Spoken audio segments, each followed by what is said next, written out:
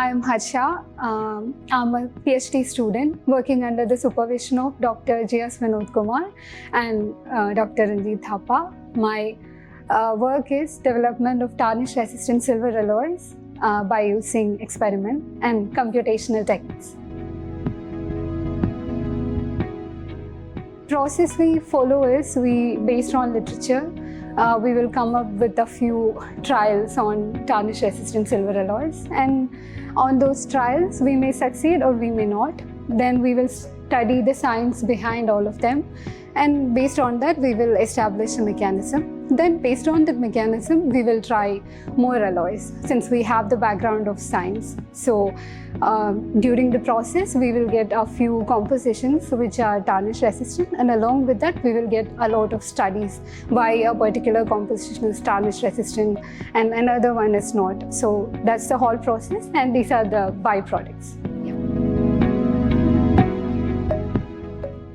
Actually, we have a center here for pioneering studies in gold and silver. The center is established in 2021 November. I joined a year after. So we have different teams working under different topics like development of hard gold alloys, precious metal forms, along with that tarnish-resistant silver alloys. So I joined the team after the establishment of the center, and the topic found to be interesting to me. So yeah, that's. In every 6 months, the university will conduct a research day. In that research day, we will get to familiarize with the findings and research of other groups, so that will help us to grow.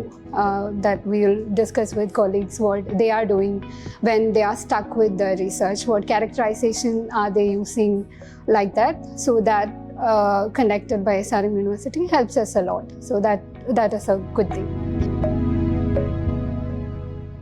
Actually, there is no huge turning point, but growing day by day is there. We will talk with our colleagues who are very knowledgeable, so that thing is there. And university will conduct different programs like workshops, conferences, university distinguished lecture, and we'll get to interact with established figures in different fields. So all of them helps to grow a little day by day. So that helps than a very big turning point. Since we are developing alloys for industry purpose, so this will be an impact in industry. Obviously, jewelry is $1 million industry, so economic point is there. Along with that, different alloys are required based on silver in different engineering fields, like laser cavity requires mirrors, which is made from silver. Telescopes requires mirrors, mostly made from silver. So all these fields could have an impact when we continue with the study by checking different perspectives. Yeah.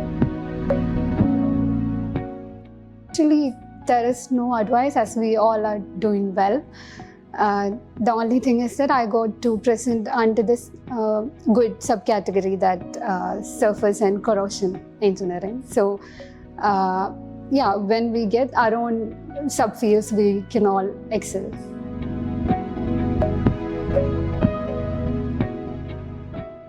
We are getting good supervision, guidance, orientation from faculty. Then we have a well-established lab equipped with everything. We are getting funding, so everything given by the university.